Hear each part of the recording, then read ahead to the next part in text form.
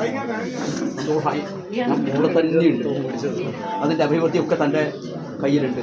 അനർഹമായിട്ടുള്ളതൊന്നും നീ സംഭരിച്ചിന അർഹിക്കുന്നത് സംഭരിച്ച ഒരു ധനം ഞാൻ അറിയാതെയല്ല, ഞാൻ അറിഞ്ഞുകൊണ്ടുള്ളൊരു ധനമൊക്കെ നിന്റെ പെട്ടകത്തിനകത്ത് സൂക്ഷിച്ചു.